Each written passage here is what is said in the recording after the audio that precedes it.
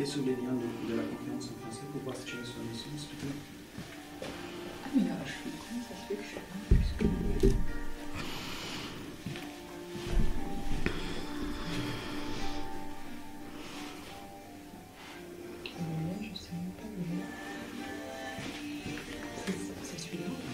Mix. Ouais, mais j'ai pas de réseau là, faut que je monte. Connecte-toi sur le réseau Swift. Le Swift.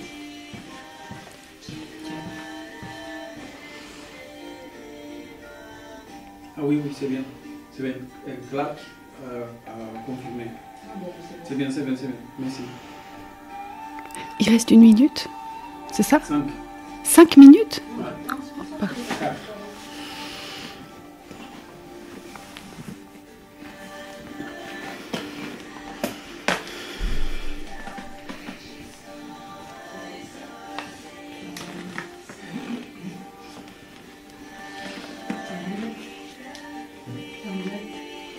Je clique sur mixer, j'arrive pas à rentrer en fait. Je sais pas.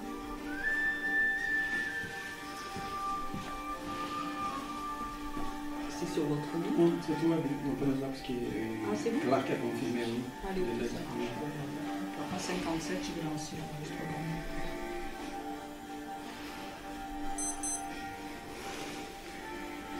J'en avance.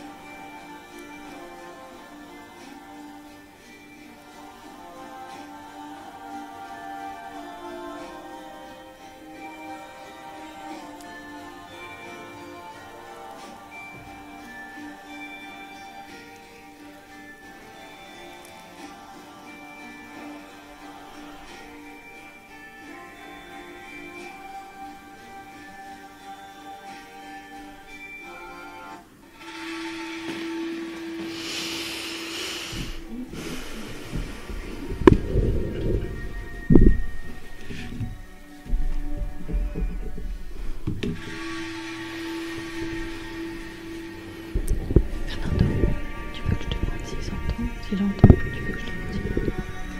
Tu veux que je parle, je demande s'il entend.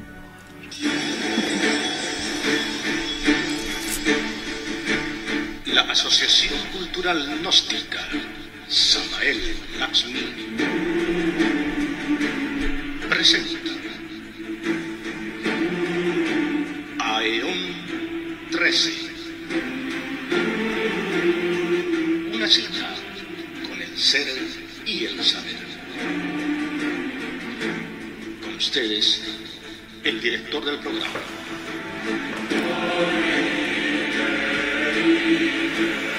Le micro, c'est autre chose. Hein.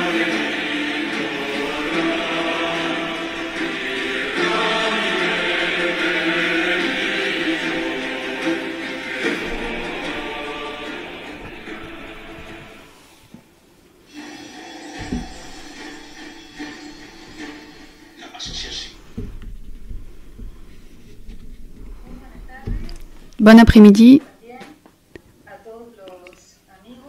et bonjour à tous les amis, à tous les participants, à ceux que nous connaissons et peut-être ceux que nous ne connaissons pas et qui se sont joints à cette transmission de ce nouveau programme, de cette nouvelle émission de l'association gnostique Samael Lakshmi International. Nous vous donnons la bienvenue et nous vous souhaitons une bonne fin de semaine, un bon dimanche de l'année 2021.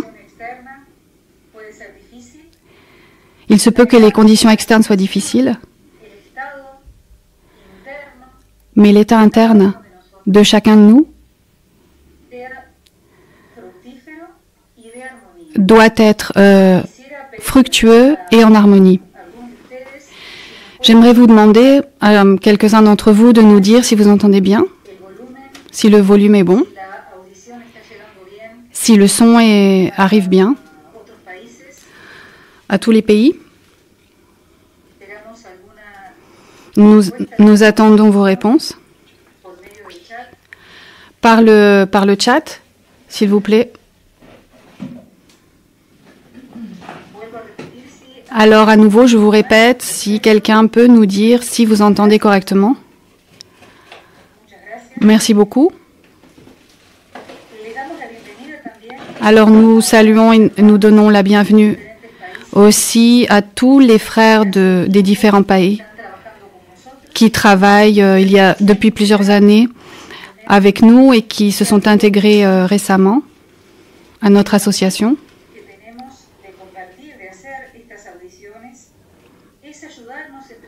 Donc le but, l'objectif de partager cet enseignement, c'est de nous aider, de nous entraider les uns les autres et de réfléchir au sujet de ce qui est en train de se passer, ce que nous devons vivre actuellement et surtout donner un message à notre conscience. Et que ce soit quelque chose qui permette que ce que nous sommes en train de vivre ne soit pas en vain, que cela se convertisse en valeur, en pierres précieuses, que nous pourrons offrir à notre être après notre passage sur la planète Terre.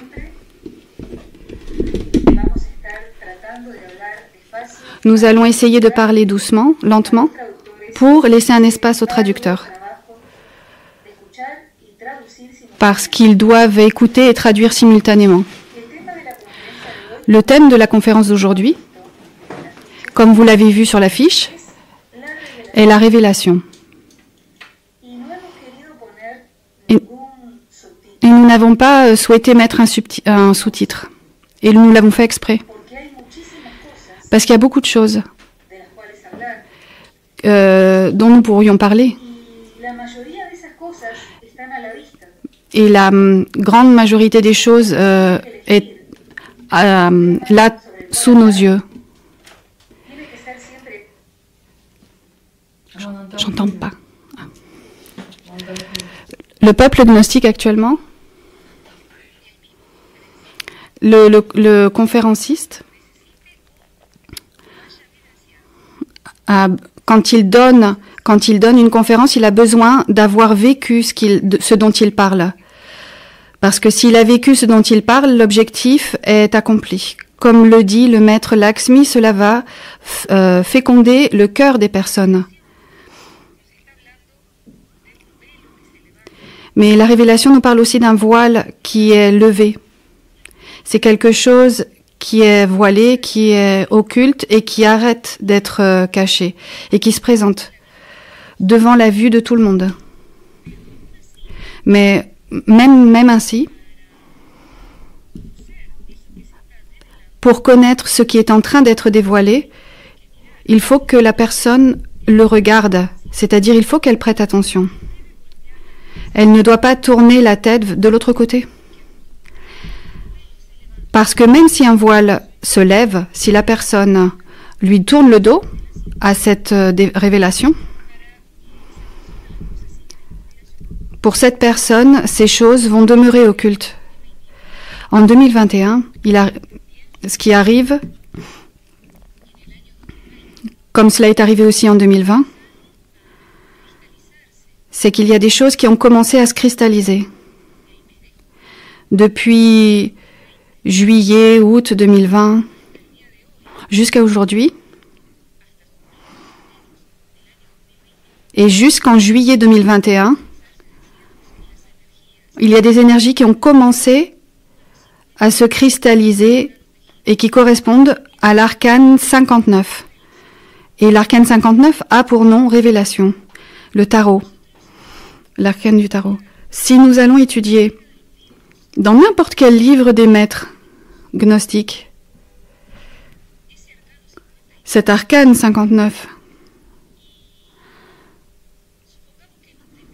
et en supposant que nous n'avons pas d'explication, mais si nous avons accès par contre à l'image de cet arcane, l'image qui se trouve sur la carte, et là on voit un homme jeune qui est nu, mais il a une couronne. Il a une couronne très spéciale qui est formée par la couleur rouge et par la couleur blanche. Et il a dans sa main gauche la croix Tao. Et avec l'index de la main droite, il se montre à lui-même au niveau de la bouche, comme s'il voulait dire silence. Mais en fait, il montre sa bouche.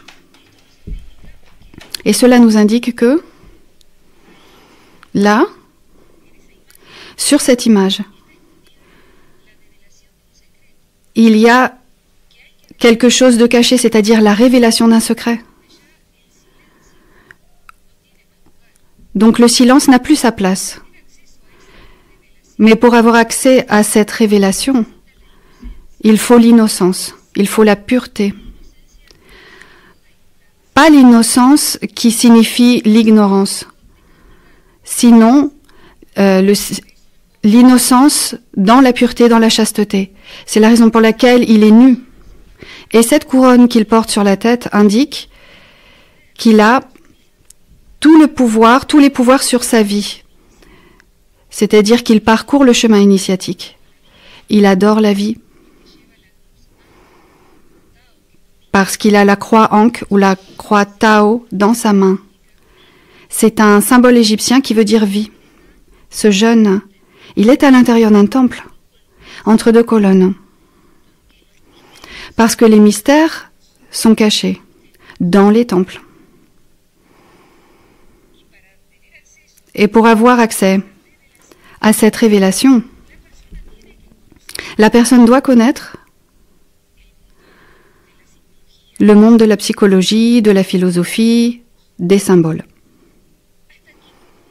Jusqu'à maintenant, tout va bien, pour le dire d'une certaine manière.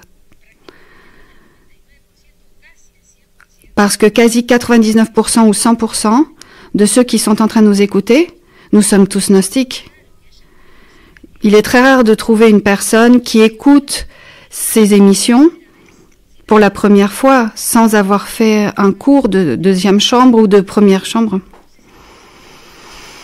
Donc nous sommes en train de parler aux personnes qui connaissent l'initiation et qui connaissent les dangers que l'on doit affronter sur le chemin.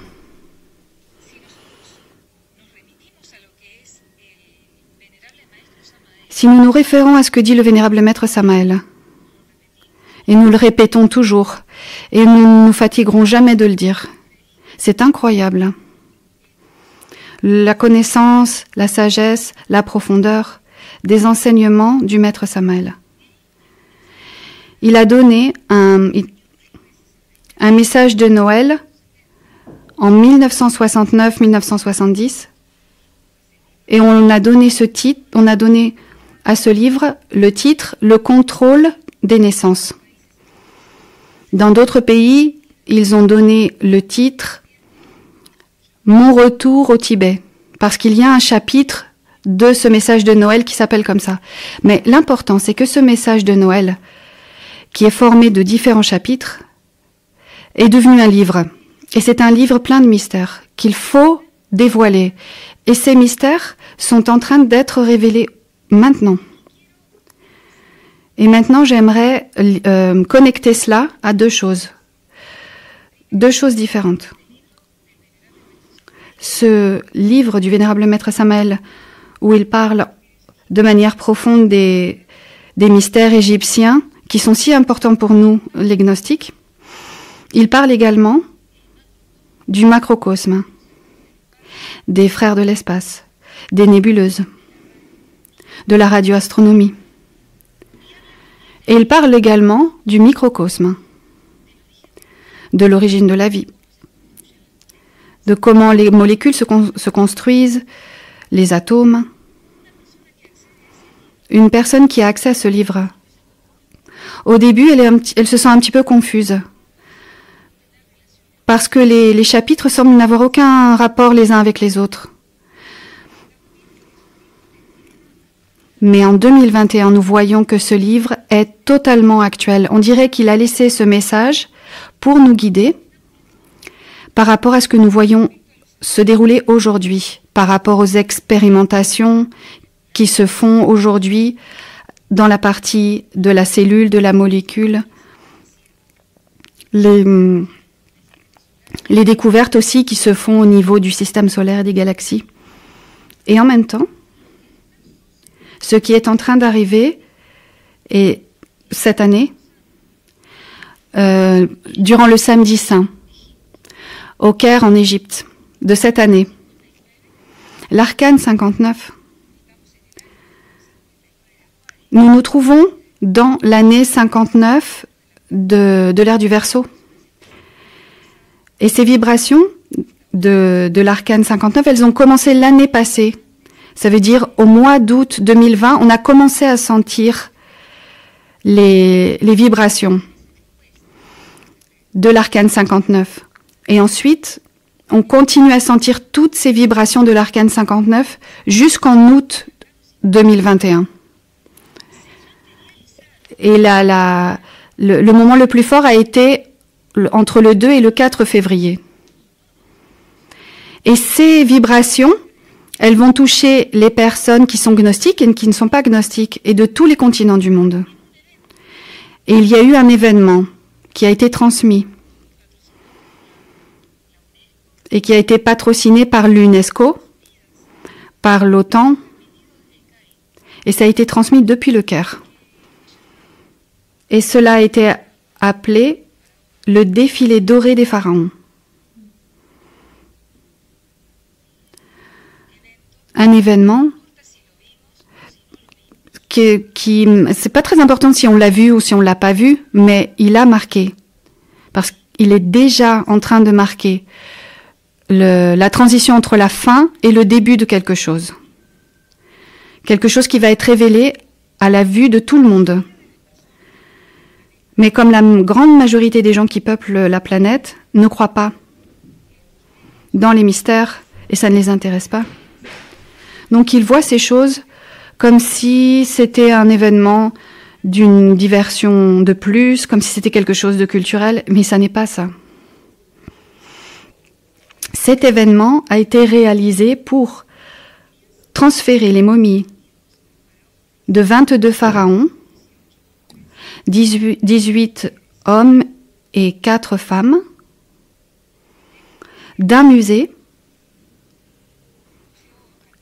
du musée archéologique du Caire, où elle se trouvait depuis peu, enfin depuis toujours,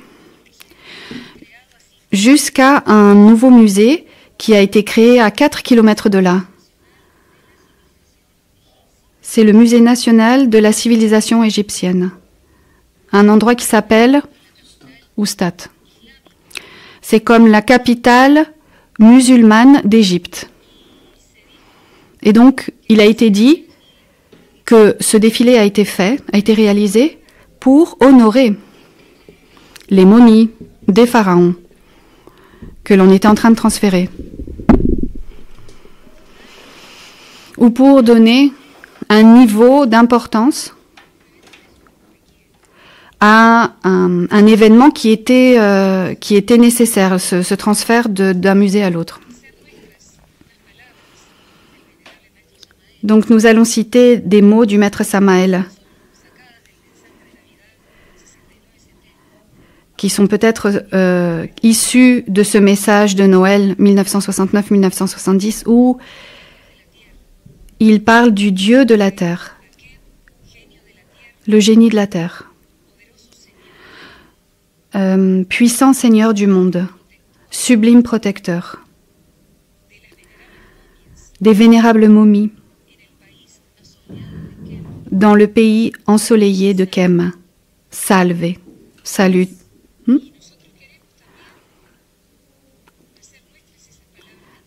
Et nous voudrions nous associer aux paroles du maître Samael. Ce sont des mots totalement mystérieux, c'est quelque chose de totalement mystérieux, mais ça a été complètement profané. Les personnes, nous, qui nous trouvons dans un niveau avancé des études de la gnosis, nous qui étudions, qui connaissons et qui avons réfléchi sur les textes du livre des morts, sur les rituels que faisaient les anciens Égyptiens, nous savons que ces rituels sont pleins de magie, qu'ils sont pleins de force. Égypte est un pays qui ne laisse indifférent à personne. Quand nous pensons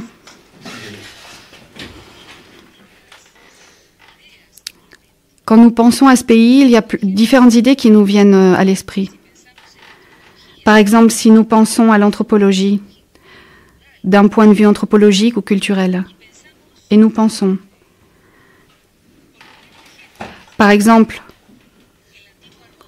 à l'antique Rome, à la Rome antique, à l'Empire romain, à la force de cet Empire romain, aux empereurs, aux guerres, aux conquêtes, au dynamisme. Si nous pensons au Tibet, nous vient à l'esprit les monastères, l'Himalaya, le froid, la méditation, la concentration. Et quand on pense à l'Égypte, il y a deux choses fondamentales qui nous viennent à l'esprit.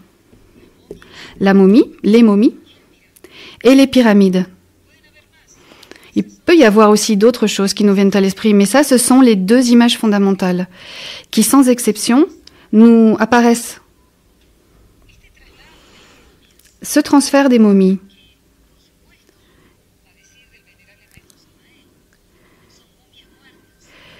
sont des momies morts, sont des corps morts qui ont été momifiés, qui ne sont pas en état de catalepsie. Ce sont des corps de personnes mortes. On en a extrait les organes. On ne va pas expliquer les processus pour que ces corps aient pu subsister et pu être conservés pendant des milliers d'années. On ne va pas l'expliquer. Alors, quelques-unes des momies qui ont été transférées d'un musée à l'autre, la plus ancienne est datée de l'année 1600 avant le Christ. Donc c'est un corps momifié et en bon état depuis 3700 années. 3700 ans. Il y a d'autres momies qui s'appellent les momies vivantes, qui se trouvent en état de catalepsie, avec les fonctions organiques suspendues, avec tous les organes en plein fonctionnement, qui sont cachés dans des endroits spécifiques de la planète, par exemple en Égypte, mais ce ne sont pas les seuls. Aucun archéologue n'est arrivé à ces lieux. elles sont très bien cachées et elles sont très bien protégées par les élémentaux de la nature. Parce que ce sont des corps immortels que certains maîtres peuvent à nouveau prendre au moyen de processus d'échange cellulaire et qui peuvent être utilisés à nouveau comme ce corps physique que nous sommes en train d'utiliser actuellement. Ces mystères que nous, les gnostiques, dont nous, les gnostiques, nous avons entendu parler, ces mystères sont aussi connus par des groupes de personnes qui connaissent beaucoup de l'histoire d'Égypte, sur la mythologie. Et par exemple, sur ce qui est la théologie égyptienne, sur la magie ritualistique. Et ces personnes connaissent aussi des choses de la psychologie humaine et d'ingénierie sociale. C'est-à-dire comment manipuler les masses, comment manipuler les personnes.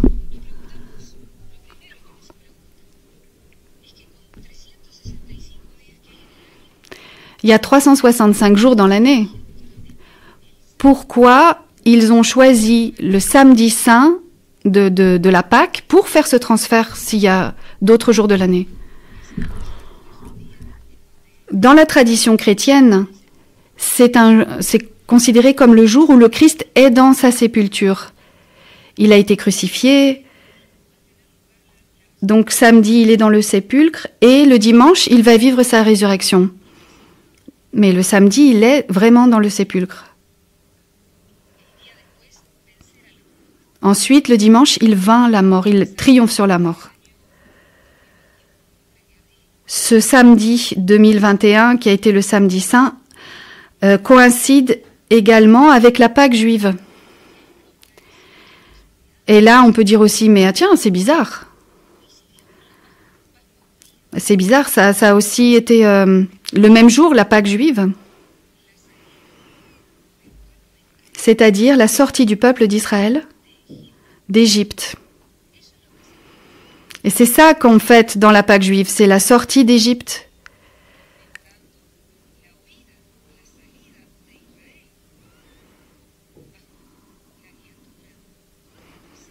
C'est-à-dire on sait que c'est la sortie du peuple d'Israël qui fuit d'Égypte et qui va entrer dans le désert. Ce transfert des momies s'est déroulé en Égypte, dans la cité de la capitale musulmane. Soustat. Donc la religion islamique, la religion chrétienne, la religion juive, ces religions se sont unies à ce moment-là. J'ai pas dit. La religion islamique, chrétienne et juive. Et islamique. Et tout ça, ça a été parrainé par l'OTAN, par l'UNESCO, l'ONU.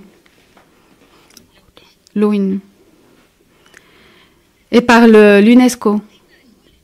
Et tout ça, ça a été mis en scène comme quelque chose qui sortait d'Hollywood, avec des costumes. C'était digne d'un film. Pourquoi ça a été fait ce jour-là? Pourquoi on l'a fait de manière aussi fastueuse? Pourquoi ils l'ont fait la nuit?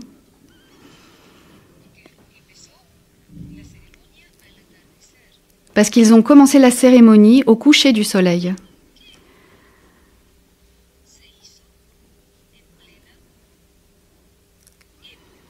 Et pourquoi ça a été fait en pleine époque de soi-disant pandémie, de confinement?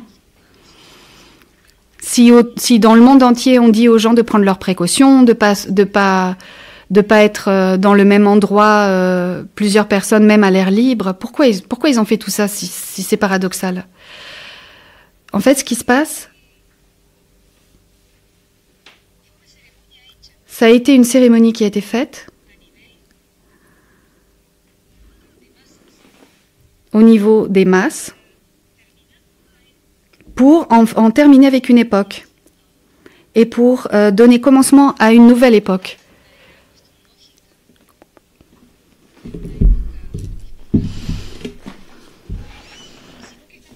Et on ne parle pas d'une époque, d'une nouvelle époque astrologique ou zodiacale.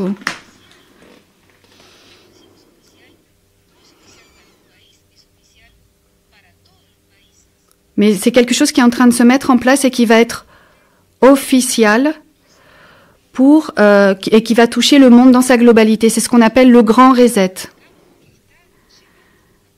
C'est quelque chose qui est en train de se mettre en place de la part du Forum économique mondial, que l'on connaît aussi comme le Forum de Davos. C'est une organisation, une association privée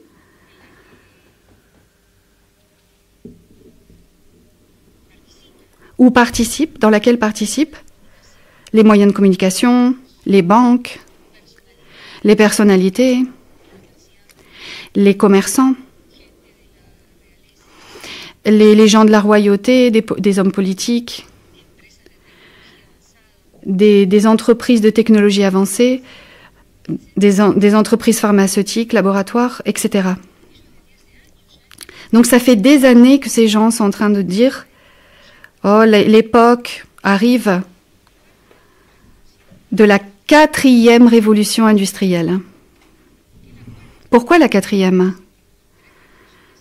Parce qu'il est dit qu'il y en a eu 3 antérieures. Et ça, c'est la 4e, qui va être basée sur la technologie, où on va fusionner. Et là, on est en train de parler de l'humanité, on est en train de parler des gens. L'objectif est de fusionner, d'unir la partie physique, biologique et digitale des personnes en une seule chose. C'est-à-dire créer une nouvelle race humaine au moyen de la technologie, au moyen de la technologie, au moyen de la robotique. Personne ne sait. Parce que personne ne nous a dit quand ce grand reset a commencé réellement. Mais il a commencé. Et pourquoi nous disons que cette ère, elle a commencé à travers ce défilé des pharaons? Parce que ce transfert des momies, qui a été choisi pour se dérouler le samedi saint de cette semaine sainte de 2021.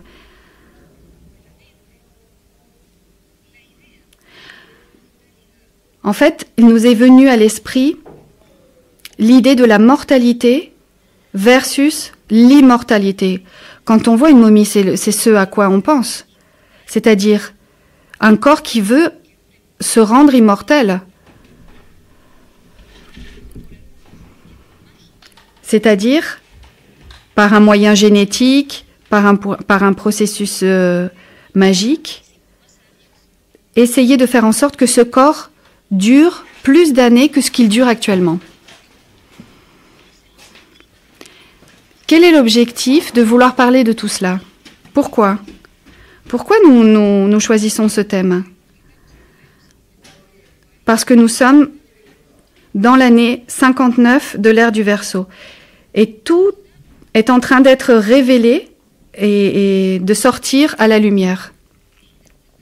Ce que nous devons faire, c'est savoir interpréter ce qui est en train de se passer.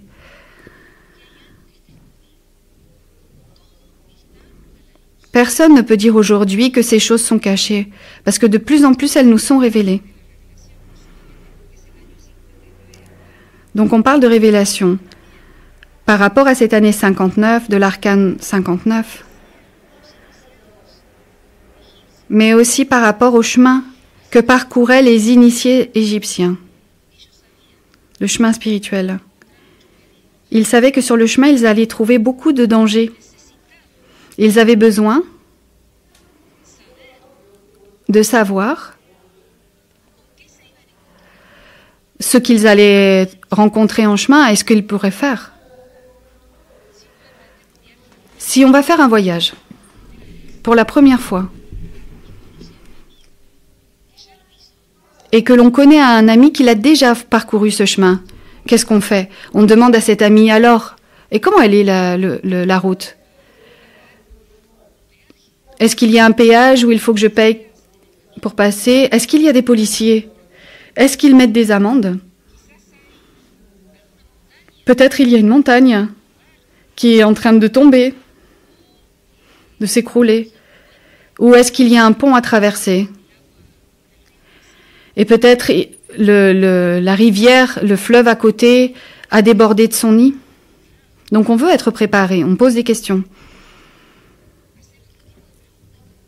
Et on peut faire aussi d'autres questions.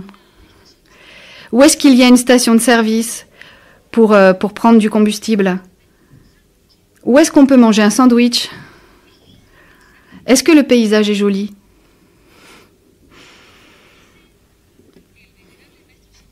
Le maître Samael dit, dans le message de Noël 1969-1970, il retranscrit des textes du livre des morts égyptiens.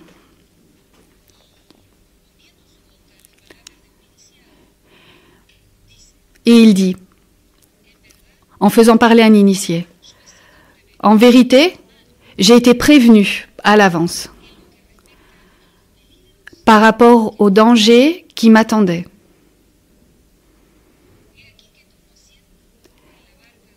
Et maintenant, je m'assois dans la barque de Ra et je reçois les offrandes qui me sont dues. L'initié doit être prévenu des dangers qui l'attendent. Nous ne sommes pas en train de dire ça pour être pessimistes, mais pour prendre les précautions nécessaires,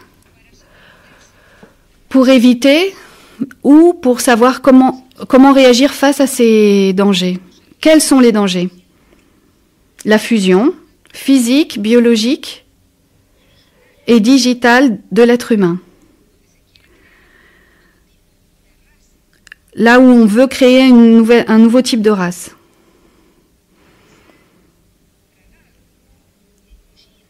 Qui va être dévoré par la machine, englouti par la machine. Et le mot révélation, c'est le mot apocalypse. Apocalypse veut dire révélation ou dévélation. Quand il y a une dévélation, généralement, il y a quelque chose qui se termine.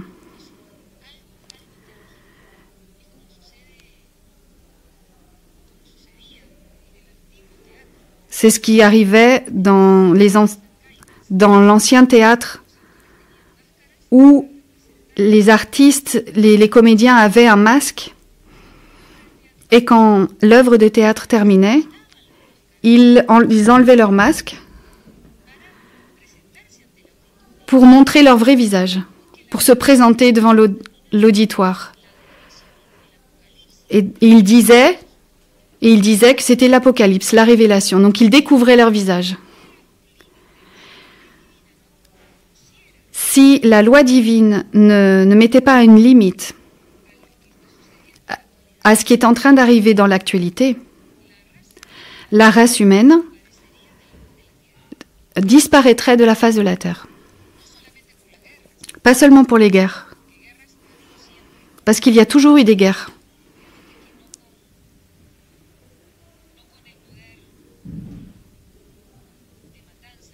Mais pas avec le pouvoir de tuer comme il y a aujourd'hui, la capacité de tuer massivement, Mais si on n'arrêtait pas ce qui est en train de se passer,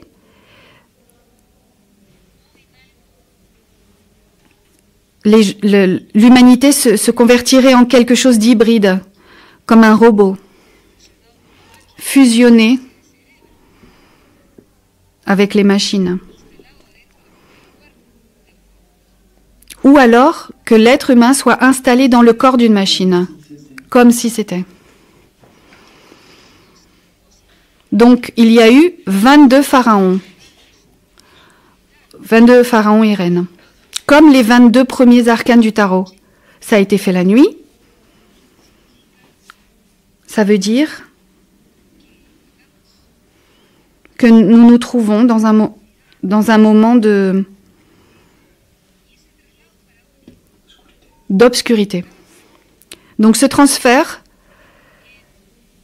s'est produit dans des chars qui ont été spécialement faits, spécialement réalisés.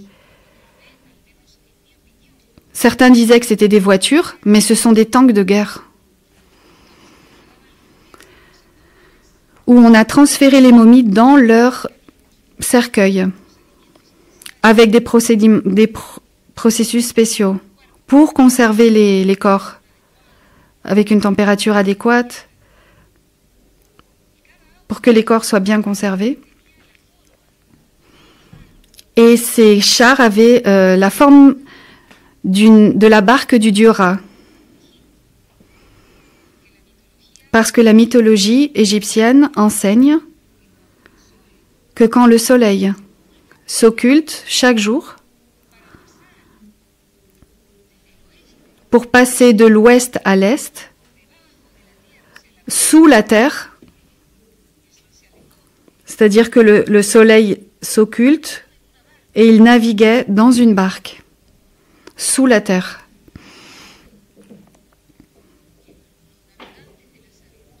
Nous l'avons étudié. Les navigants de la sagesse, c'est Deslison. Ils voyagent dans la barque de Ra, sur les eaux. Et le texte égyptien dit, les navigateurs, à un endroit où il est dit que Isis dit « Je les guide dans la nuit terrible ». Et ces momies qui ont été enlevées de ce musée dans des chars sont sorties du musée du Caire. Et avant de commencer le voyage, tout le long du Nil, sur 5 kilomètres,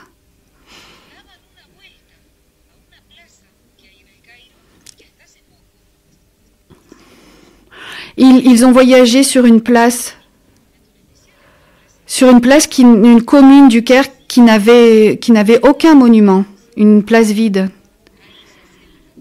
Et c'est là qu'a été faite la révolution en 2011, le printemps arabe,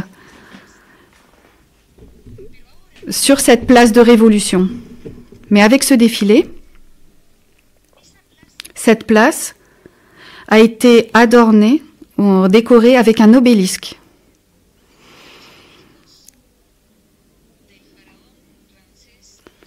Un des obélisques du pharaon Ramsès II. Au milieu d'une place ronde,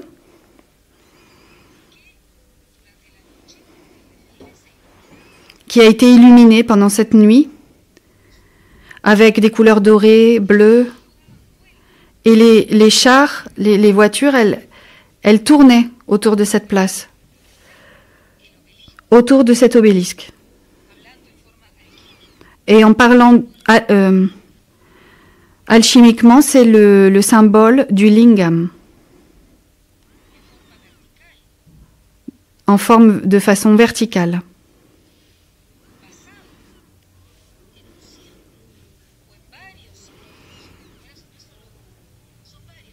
Et ils ont fait plusieurs cercles autour de l'obélisque, et ça c'est le yoni féminin, alchimiquement parlant. Et pour qu'il ne vous reste aucun doute, autour de ces cercles, il y avait des femmes, des actrices, vêtues comme la déesse Isis, ou la déesse Hathor, Maat, qui ouvraient leurs ailes au fur et à mesure que les chars faisaient ce tour de la place.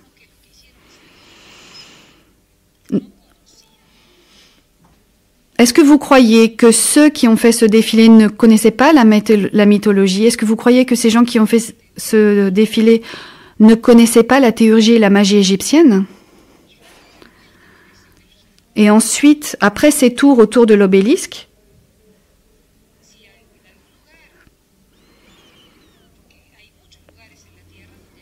il y a plein d'endroits sur la Terre où il y a des obélisques.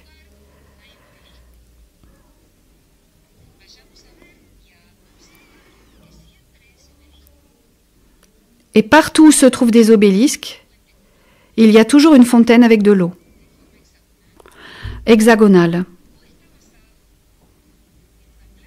Ou alors, l'obélisque est toujours sur une construction circulaire. Ça veut dire que les mystères du Lingam Yoni, dans les mystères du Lingam Yoni se trouvent les mystères de l'immortalité. Ensuite, le défilé a continué pour compléter 5 km le long du Nil vers le sud. Et ça, c'est très intéressant aussi. Parce que le Nil, si on ouvre un atlas, bien sûr, maintenant vous allez aller sur Internet pour trouver des cartes d'Égypte, c'est pas grave. Si vous regardez la carte d'Égypte et vous observez le Nil, vous allez vous rendre compte que la partie supérieure du Nil, le delta du Nil, c'est comme la tête, le crâne. Et le fleuve, le Nil, est comme la colonne vertébrale. Et ces momies, sur 5 km, elles sont allées le long de la colonne vertébrale, parce qu'elles ont suivi le cours du Nil. Tout ça pour vous dire que ce qu'ils cherchent avec tout ça,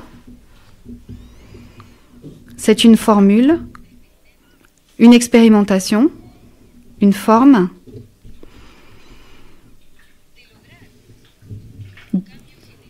de parvenir à un changement génétique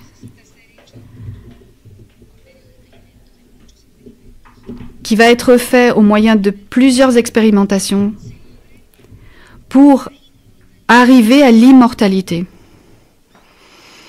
scientifiquement parlant.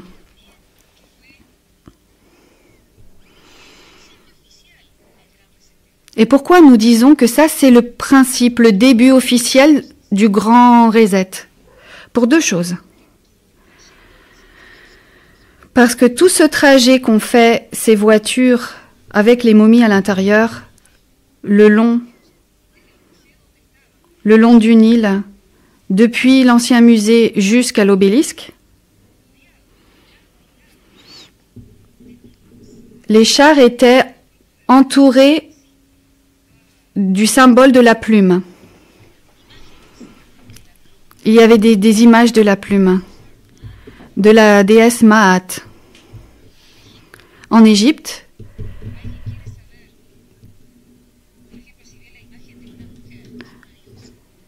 quand on voit une image d'une déesse égyptienne qui se ressemblent toutes, il faut savoir regarder au-dessus de sa tête, sur sa tête. Si au-dessus de sa tête, elle a comme un trône, c'est Isis. Si sur sa tête, elle a les cornes de la vache sacrée, c'est Hathor. Et si elle a une plume, c'est la déesse Maat. La déesse de la vérité justice.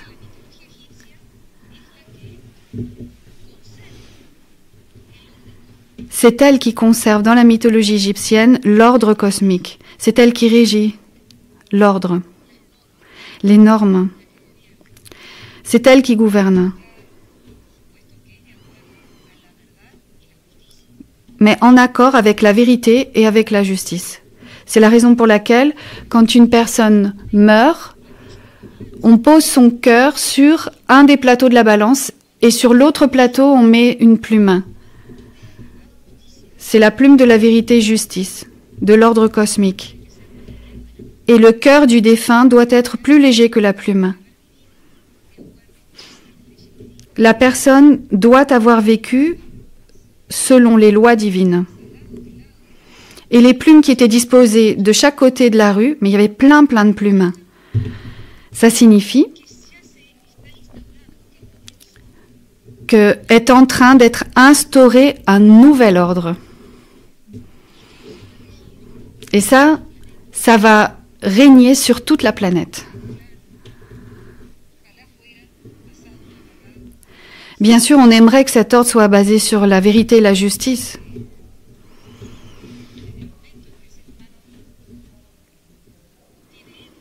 Mais comme l'être humain a des égos, c'est pas possible. Avec l'ego, il n'y a ni vérité ni justice.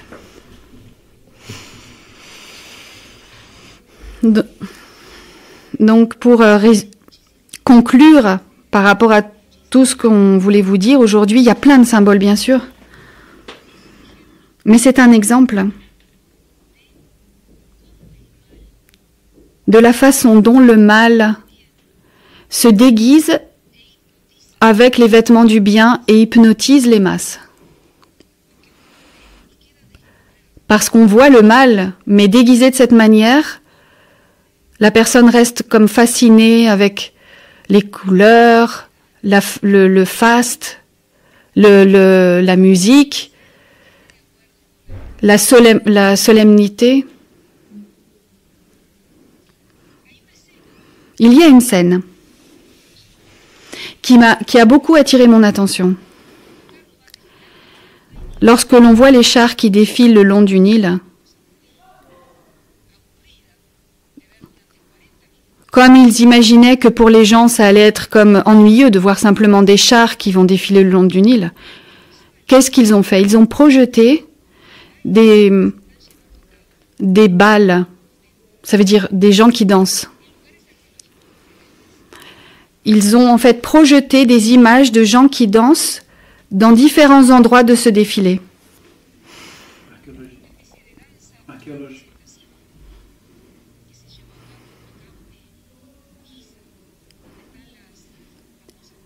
Donc il y a un endroit où il y a les trois pyramides fameuses du Caire. Parce que quand on pense à l'Égypte, on pense évidemment aux pyramides,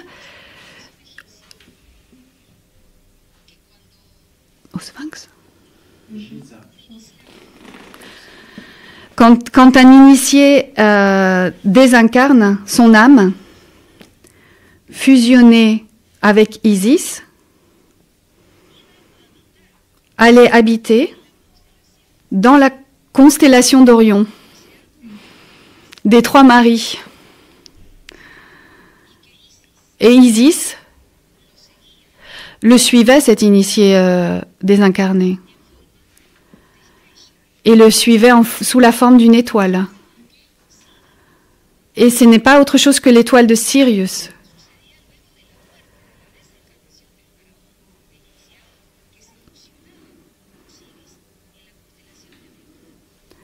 Et le pharaon s'unissait avec Osiris, se fusionnait.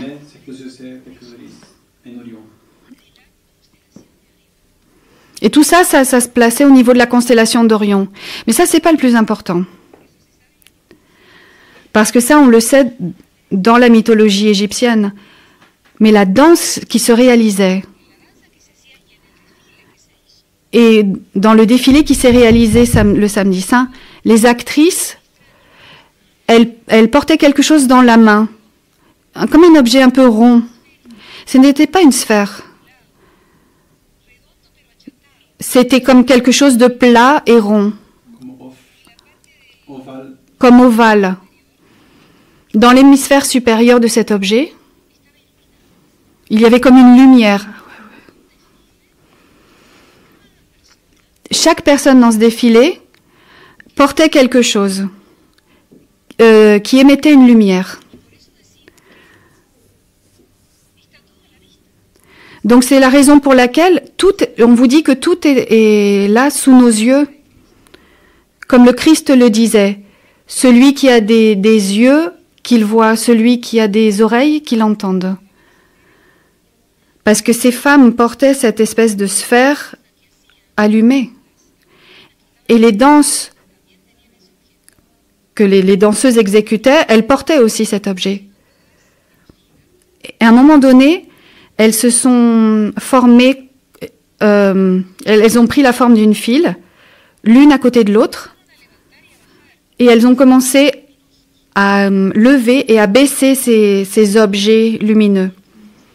Et elles ont comme représenté une chaîne qui avait la forme d'un serpent. Mais n'importe quel biologiste qui est habitué à voir la chaîne de l'ADN se serait rendu compte et s'est rendu compte qu'elles étaient en train de mimer une chaîne d'ADN. Illuminée, allumée. Et elles le levaient et elles baissaient leur lumière. Donc ça, c'est lié à la mort, à la résurrection et à la recherche de l'immortalité. Un jour de samedi saint, où justement, Jésus passe de la mort à la résurrection. Et là, on est en train de nous parler de tout ce qui va se passer. Et ils sont en train de nous prévenir.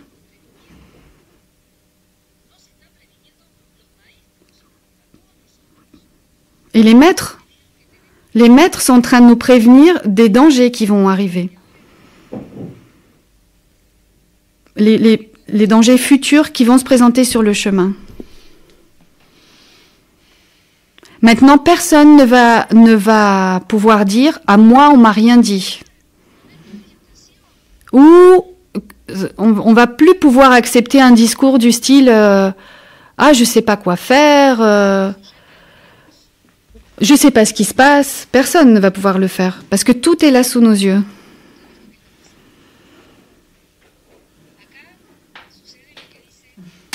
Ce qui est en train de se passer, c'est ce que le maître Lakshmi nous a dit, c'est ce que l'Apocalypse nous a dit. La dévélation, la révélation. Où il est dit « Pourvu qu'il soit froid ou chaud, parce que les tièdes, je les vomirai de ma bouche. » Donc nous en sommes à un moment critique où la personne, elle doit prendre une décision. Ce ne sont pas des moments faciles. Absolument pas. Si nous voulons continuer à croire qu'il n'est en train d'arriver aucune chose particulière, que tout est normal, chacun est libre. Mais il est nécessaire de faire une méditation pour voir ce qui va arriver. Il n'est pas suffisant de lire les informations dans les journaux.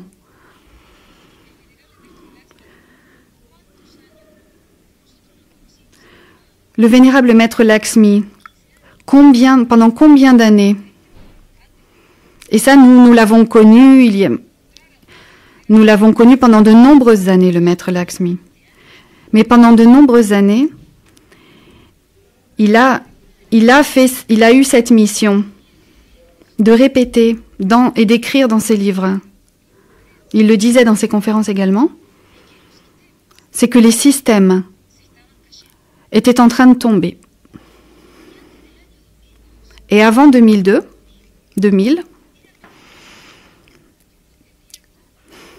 c'était difficile pour une personne de comprendre comment ces systèmes étaient en train de tomber, parce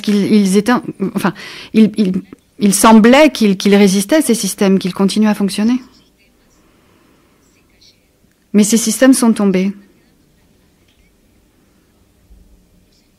Et maintenant, ce qu'il nous reste, ce sont les ruines des systèmes. Le système de santé. Pourquoi je vais parler de ça? Le système économique, le système financier, le système religieux, le système familial,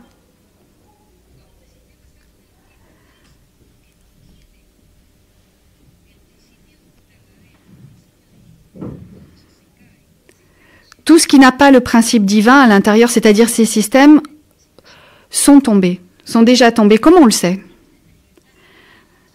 Parce qu'on en fait l'expérience, on voit que rien ne fonctionne. Ils ont été substitués par la technologie, par le télétravail, l'éducation au travers de l'Internet, les opérations chirurgicales de longue distance. On voit aussi énormément de découvertes et d'inventions qui sont soutenues par la partie technologique. Mais ça, on le voit aujourd'hui.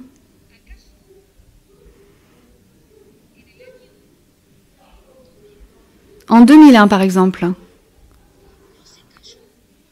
n'avez-vous pas vu qu'un système est tombé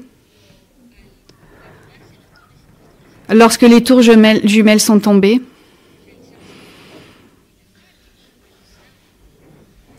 Et quand le Pentagone a été attaqué, ne croyez-vous pas qu'un système est tombé à ce moment-là, économique et militaire?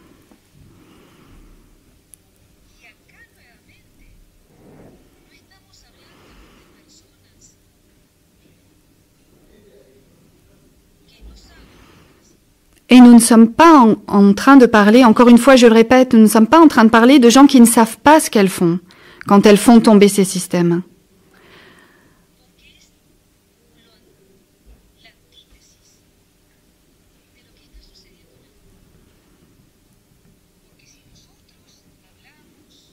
Parce que si nous parlons et si nous interprétons les deux colonnes des temples égyptiens, Jachin et Boaz, qui sont deux colonnes semblables, qui soutiennent le temple. En 2001, ces deux colonnes sont tombées sous la forme de deux tours, comme la tour foudroyée du tarot.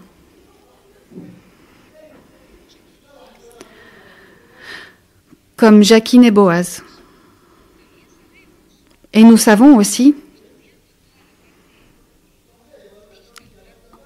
en étudiant la partie ésotérique, qu'il existe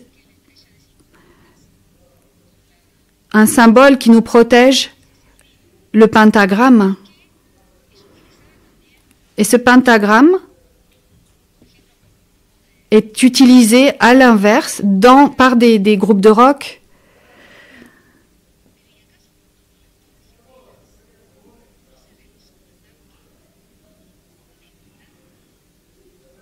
Et de la même manière, quand les tours jumelles ont été attaquées, il y a aussi une autre forme de 5 pointes qui a été attaquée, c'est le Pentagone,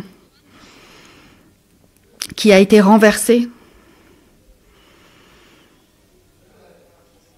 Et en 2019, il y a beaucoup de choses qui sont passées entre-temps. Entre 2001 et 2019, il y a beaucoup de choses qui se sont passées. Par exemple, en 1992, en Espagne, à Barcelone, pendant les Jeux Olympiques, il y avait une mascotte qui s'appelait Kovi. Kovi, elle s'appelait la mascotte. Ils ont fait une représentation d'Hercule qui essayait de passer le détroit de Gibraltar. Et vous voyez ce qui apparaît, si vous regardez les images, en 1992, essayez de voir ce qui s'est passé au détroit de Gibraltar. En 2012, les Jeux Olympiques de Londres.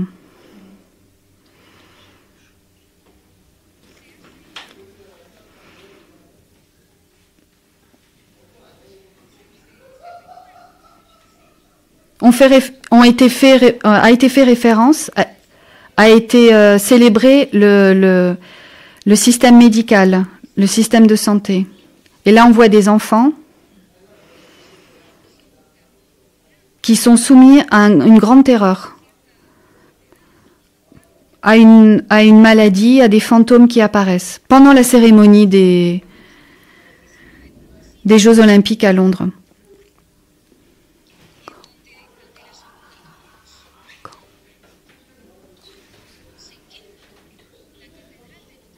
En 2019, ensuite, est brûlée la cathédrale de Notre-Dame et d'autres églises en France.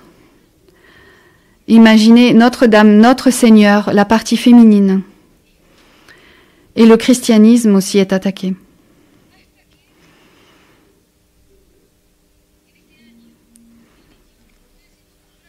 Et maintenant, pour accélérer, je sais que je le dis de manière très rapide, mais on arrive à 2021. C'est simplement pour vous dire qu'on doit se préparer pour voir les choses, pour être apte à voir les choses. Et comprendre que tout est là sous nos yeux, que nous sommes au temps de la révélation et que nous avons besoin de prendre les précautions nécessaires. En 2021, parmi toutes les choses qui se sont succédées jusqu'à maintenant, une des choses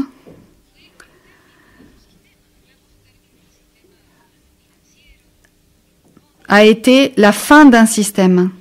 On en a parlé, système religieux, système de santé, etc. Mais c'est le système politique qui est tombé. En janvier 2021, il y a des gens qui sont rentrés dans le Capitole. Ça ne s'était jamais vu auparavant. Et curieusement, il n'y avait aucun policier, aucun militaire pour défendre cet endroit. Mais c'était un symbole. Un homme est entré déguisé comme un buffalo, comme avec des cornes. Un buffalo. Un bison? Bœuf, un bison.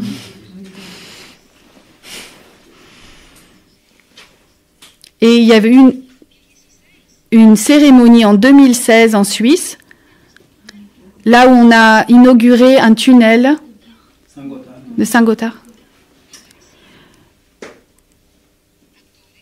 Il y a des acteurs qui sont apparus avec des cornes.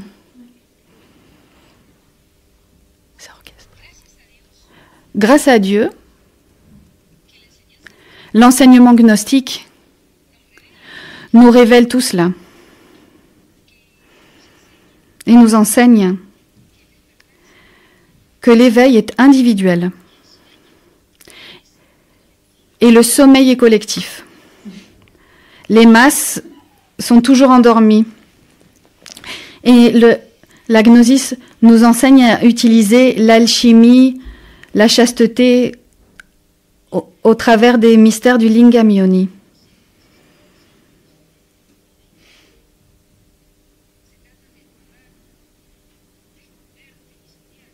Et tous ces symboles, ils essayent de les piétiner pour mettre en place l'infertilité, pour détruire les 2 colonnes du temple, comme ont été détruites les 2 tours jumelles, pour qu'il ne reste plus rien des 2 colonnes, Jacquine Boaz. Il existe quelque chose qui s'appelle l'agrégat psychologique, c'est ce que nous enseigne la gnosis. Et on doit lutter contre lui. Parce que cet agrégat psychologique, cet ego, c'est celui qui veut tuer les vertus de l'essence. Qui est l'essence? C'est Horus, Aorus. L'ego, c'est qui? Seth.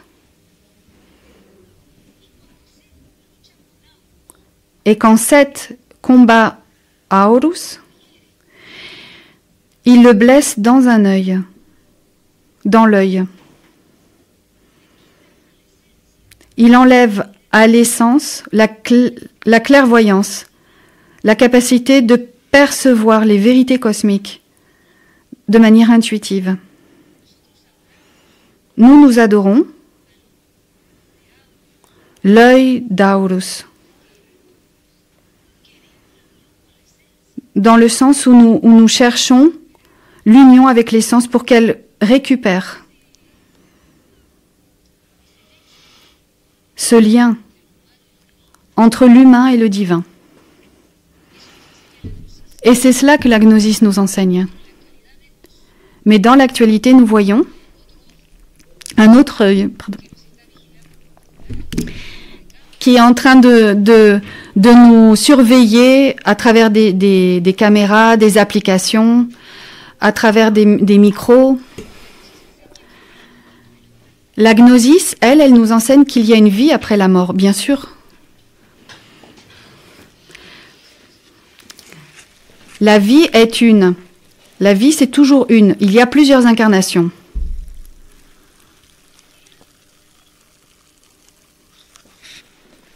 Et que l'arbre de la vie, nous le portons à l'intérieur. L'arbre de la vie, ou le livre de la vie, si nous allons au Génésis, à la Genèse, on nous parle de l'arbre de la vie. Dans l'Apocalypse, on nous parle du livre de la vie. Le livre ou l'arbre de la vie est à l'intérieur de l'être humain, dans la partie spirituelle, dans la partie biologique, génétique. C'est ce que nous enseigne la gnosis. C'est pour ça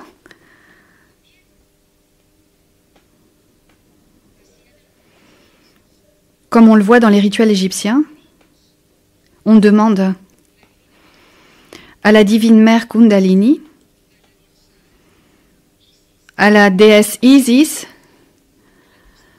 à la déesse Hathor,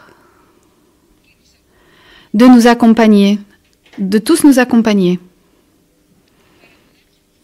pour que nous puissions triompher, pour ne pas succomber. Et comme nous le disions au début, et nous l'avons dit aussi au milieu de la conférence, et nous le disons maintenant à la fin, en évoquant le livre des morts comme le fait le maître Samael. Seigneur, dame du triomphe, qui persécute les malins, celle qui détient les flammes flamboyante, qui détient les mystères de la terre, nous te demandons de nous donner de la force, de la compréhension, de la sagesse, pour triompher de tous les dangers sur le chemin, pour comprendre que nous avons un trésor dans la main, c'est l'enseignement gnostique. Il n'y a pas de mots qui pourraient décrire ce trésor. Et nous te demandons de nous aider, à un certain moment, à nous fusionner avec Osiris, avec Isis, avec Aorus, avec cette triade divine.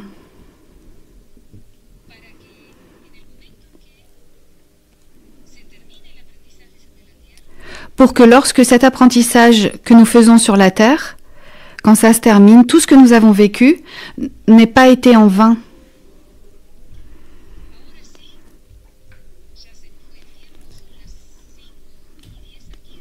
Maintenant, il est 5h10. de Grèce, hein. 4h10 ici, en France. Maintenant, si vous voulez poser une question, ou on va dire apporter vos réflexions, c'est un thème qui est tellement énorme, on ne termine jamais d'en parler. Quelqu'un disait, Ramiro, le maître Lakshmi a dit que chaque 10 ans, il y a une harmonie. Qu'est-ce qui va se passer dans l'année 2022? La réponse. Le maître Lakshmi, quand il parlait de ça, il expliquait que ce qui était arrivé dans le passé, il n'a rien dit par rapport au futur. En 2012, il y a un fait très important qui s'est produit pour la mission, dans le sens de l'établissement d'une base, d'un commencement pour la mission, de la récolte de la moisson du soleil dans les temps de la fin, en 2022. Il va y avoir une harmonie aussi. Mais nous allons laisser que le temps lui-même le dise. Luis Enrique, on ne peut pas lire parce que c'est un très grand texte, on ne peut pas traduire. Là, malheureusement, on vous demande de faire des questions très très courtes. Que vous vous mettez en place des gens qui vont traduire en allemand.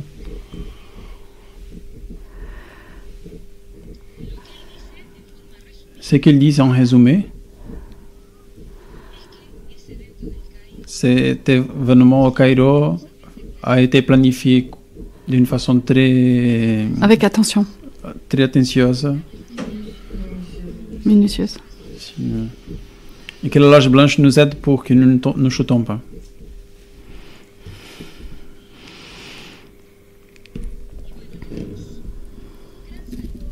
Un grand... Tu vois?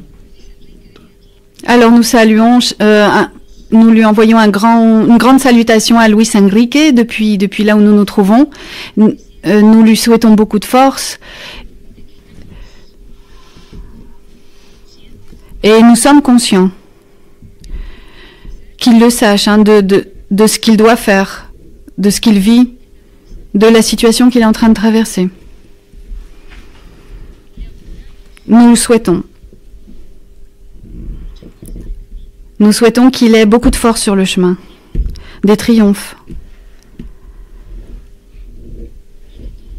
Et que tout ça, tout ce qu'il a vécu, se convertisse en un apprentissage. Et dans une future race solaire, cela va servir à d'autres initiés pour connaître ce qu'a été le Kali Yuga.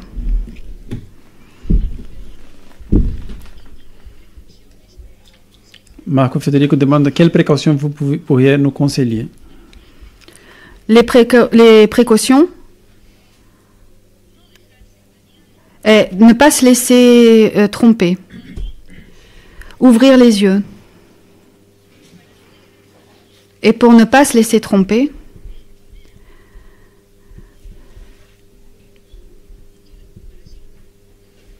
il nous faut avoir un point de référence. Et cette référence, c'est l'enseignement gnostique. Ça, c'est notre point de référence. C'est par là que nous allons savoir quoi faire. Et garder les yeux ouverts.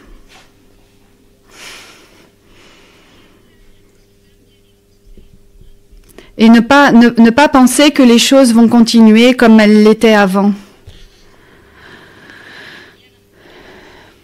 Et que de toute façon, demain, nous mourrons et que rien n'est grave.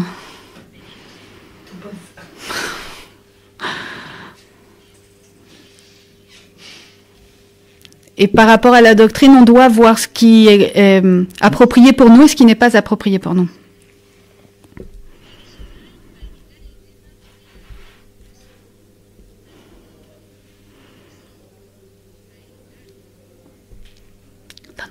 Il y a quelqu'un qui dit s'il y a quelque chose qu'on doit éviter par rapport à la...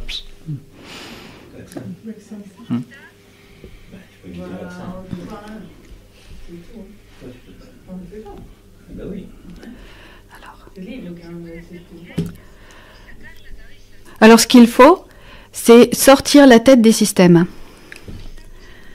Ne pas se laisser engloutir par aucune de ces choses. Il a dit une chose spécifique à éviter. En plus d'éviter la... Qu'est-ce qu'on peut éviter encore? Chacun doit pouvoir prendre sa propre décision. Nous avons un intellect. Nous avons l'usage du libre arbitre. Chacun doit faire ce qu'il veut.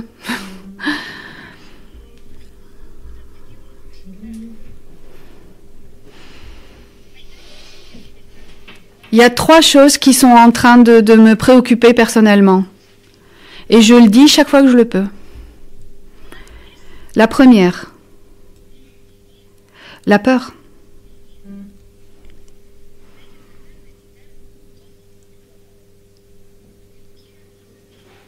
Il faut éviter d'être en contact avec tout ce qui veut nous insuffler la peur. Les menaces, les campagnes publicitaires. Par exemple, il y a une forme de pandémie planétaire de la peur. Il faut éviter cela. Deuxièmement, le thème de la spiritualité. Ce qu'ils veulent faire, c'est en terminer avec la spiritualité. Ils veulent en terminer totalement avec elle. Donc il faut faire très attention avec cela. Avec, par exemple, le sentiment de déception, la tristesse, avec le pessimisme. Nous ne sommes pas des mendiants. Nous sommes des rois et des reines par le fait même d'avoir cet enseignement gnostique. Il ne faut pas laisser qu'on nous tue notre partie spirituelle. Et la troisième chose, conserver comme le trésor le plus extraordinaire que nous ayons comme être humain, tout ce qui a à voir avec la transmutation. Parce que la troisième attaque, c'est la sexualité, telle comme nous la connaissons aujourd'hui.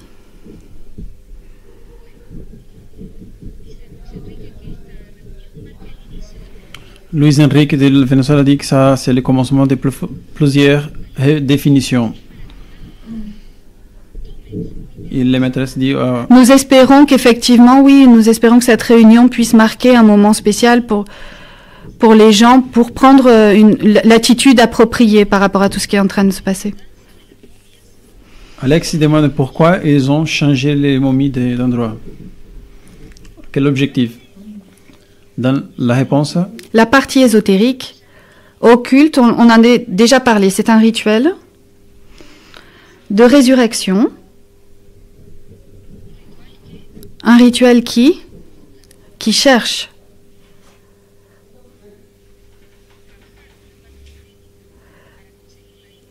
à travailler avec la génétique pour obtenir l'immortalité, que ça nous plaise ou non. C'est un rituel, ce fut un rituel.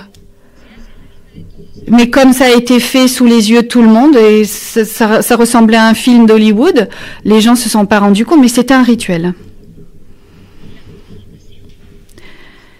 Maintenant, les justifications qui sont données de façon publique, c'est qu'un musée a été inauguré. Musée national de la civilisation égyptienne. Et c'est le plus grand musée qui existe sur la Terre dans ce thème-là de l'égyptologie. Ce musée, ils ont commencé à le construire en 2012 et inauguré en 2021. 12 ne serait-ce pas le reflet du 21?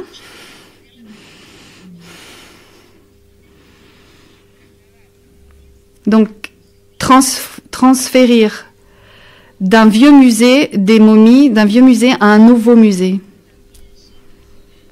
avec plein de symboles à l'intérieur.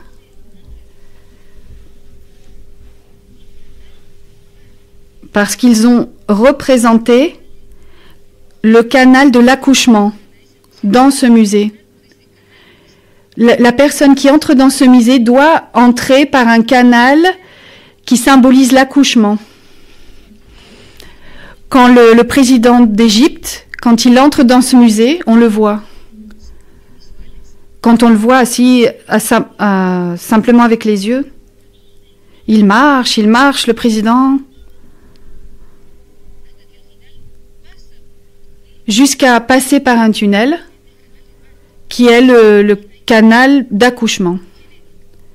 C'est ce qui symbolise cette nouvelle science génétique. Qui dit la relation de numéro 22, momie.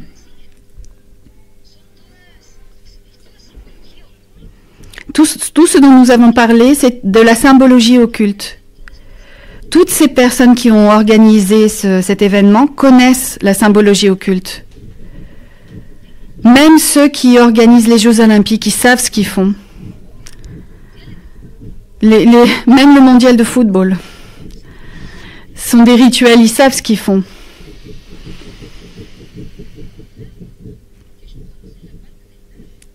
Et par rapport à tout ce théâtre qu'ils font, ils montrent qu'ils connaissent tout ça.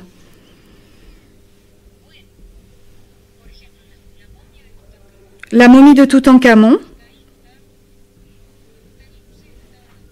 n'y était pas, parce qu'elle ne se trouve pas dans le musée ancien. La momie la plus ancienne, de 1600 ans avant le Christ, s'appelle Sankerera. Sekenera Tao. Sekenera Tao. C'est la plus ancienne des momies.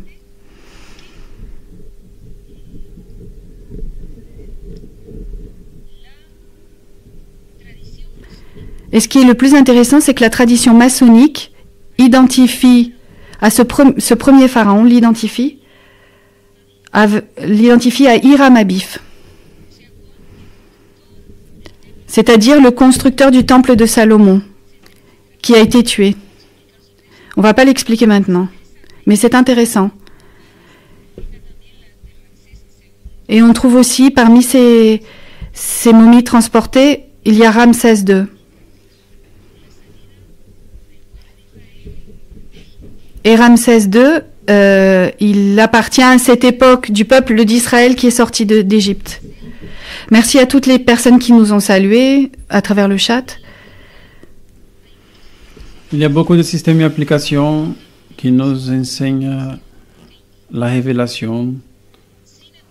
Pourtant, je sens que de même, on doit utiliser les systèmes quand on a besoin. Quelle est votre opinion? C'est ça que nous répond? C'est ce que nous avons dit.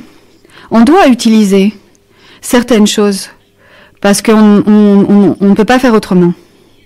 Parce qu'on vit dans cette époque, en cette époque. Mais on doit être intelligent pour comprendre qu'on ne peut pas se laisser tromper. Et on doit mettre des limites. On ne doit pas dépendre du système. On doit utiliser le système par rapport à ce dont nous avons besoin. J'aimerais bien savoir, dit David, qu'est-ce que vous pouvez nous dire de les Picouses? Moi, ce que j'aimerais commenter, c'est que il y a une histoire très très intéressante au sujet d'une personne qui est allée sur une autre planète. Une planète qui s'appelle Doge. Et là, elle a vu tout ce qui est en train de se passer, enfin, en partie, et toutes les choses que les personnes ont dû affronter. Il me semble que la meilleure manière de répondre à cette question est de recommander que vous puissiez lire les 15 chapitres qui ont été édités jusqu'à aujourd'hui sur la planète Dog et le comparer avec tout ce qu'on est en train de vivre. Pauline dit, la question de Pauline. Pourquoi Ra est avec Seth en lutte contre Apophis? Moi aussi, j'aimerais bien savoir pourquoi Seth est à la proue du bateau.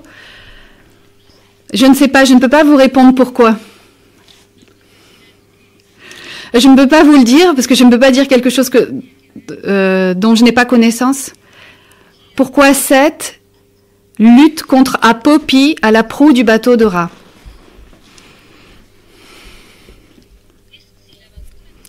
Première question.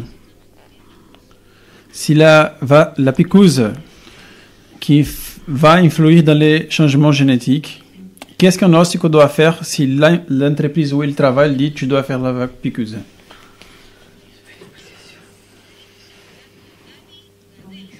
Réponse? Mais ça, c'est la même réponse. On va vous donner la même réponse. Il faut lire les 15 chapitres dont on vous a parlé sur la planète Dog. Là, vous allez comprendre beaucoup de choses par rapport à cette situation. Si quelqu'un veut avoir le 15 chapitres, il peut nous écrire un email. Nous avons tout traduit, André a traduit le français. Merci beaucoup pour toutes les salutations. Et nous vous saluons tous. Nous vous serrons dans nos bras. Par rapport au 3DS, Isis, Maat, Hathor, est-ce qu'ils ont relation avec les trois maris? Les trois mères? Non. Non. J'en ai parlé parce que ce sont les plus connus. Comment se relationner correctement avec les trois déesses? Avec Isis et avec Hathor. Nous entrons en relation avec elle quand on cherche, quand on étudie les textes que les Égyptiens ont écrits. Tous les samedis, nous les gnostiques, nous méditons sur ces textes. C'est ça la relation. Et avec la déesse Maat, eh bien, c'est dit dans son nom. C'est-à-dire, on entre en relation avec elle quand on sait entrer en relation avec la vérité et avec la justice. Salutations de Anna. Salutations à Rodrigo. Salutations à Elida. Est-ce qu'eux, les ennemis, ils n'ont pas peur de que ces plans peuvent se shooter parce s'ils le montrent, c'est là ouvertement? C'est une lutte entre les loges. C'est une lutte entre mages, ce dont nous sommes en train de parler.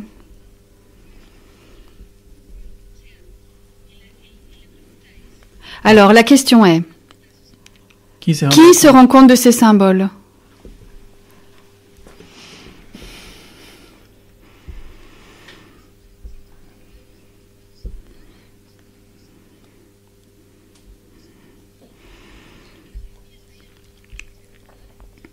Il y a des momies qui ont été transférées à différentes reprises. Il y a même des momies qui ont été transférées à Paris. Et ensuite, elles sont retournées en Égypte. Que pourriez-vous nous dire sur les crypto-monnaies, crypto-coins?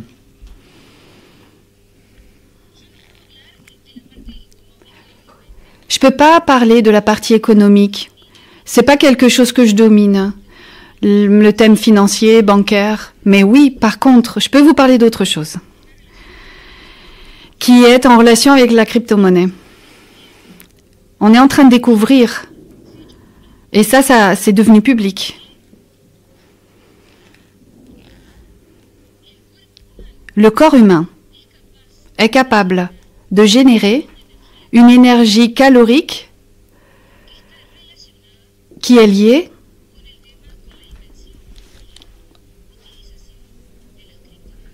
au thème de l'invention et de la création des crypto-monnaies. Je ne peux pas expliquer ça maintenant, ce processus, ce procédé. Mais il y a eu des recherches là-dessus, il y a même des conférences sur ce thème. Que le corps humain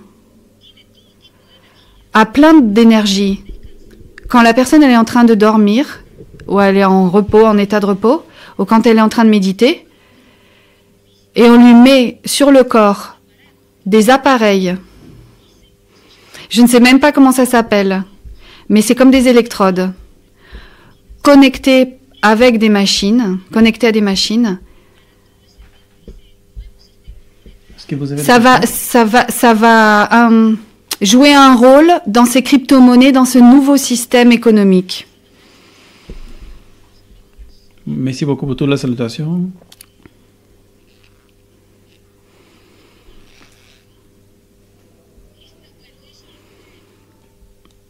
Par rapport au chapitre sur la planète Dog, vous pourrez le trouver sur Facebook. C'est sur Facebook. Oui, vous pouvez nous écrire aussi un email, francegnosis@gmail.com.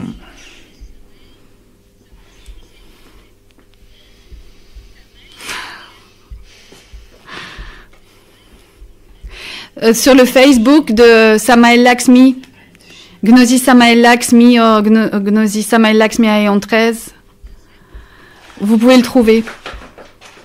Ils sont traduits dans plein de langues.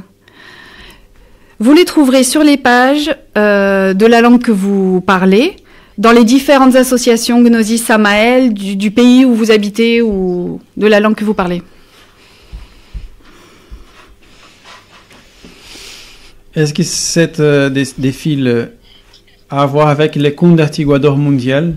C'est un symbole de ça? En fait, oui, parce que le maître Michael, il dit que au lieu de monter ce défilé, il est descendu le long de la colonne. Donc c'est l'organe Kundartiguator. Ouais. Et publiquement. Ouais. Oui, oui. Non, mais c'est... Oui, mais c'est pas grave. Parce que ces messages, c'est pour ceux qui connaissent, pour les autres qui regardent comme une série. Il a remercié votre patience, votre persévérance d'arriver à la fin de la conférence, du programme. Nous vous invitons encore pour le mois prochain, pour la conférence. Le 3e dimanche du mois, normalement. Nous aimerions vous transmettre notre joie. La joie que nous abritons en nos cœurs, de pouvoir partager avec des personnes qui ont le même objectif dans la vie, les mêmes aspirations spirituelles. Et qui en plus, dans la partie humaine, nous les considérons comme nos amis. Et jusqu'à une prochaine émission, au revoir.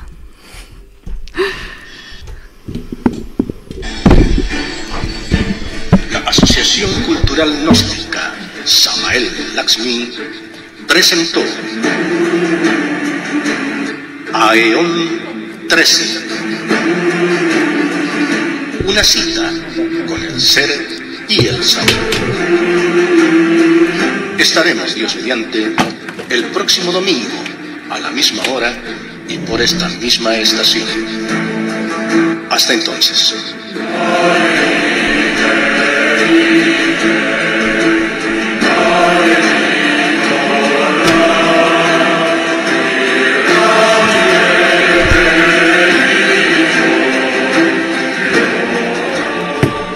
Thank you.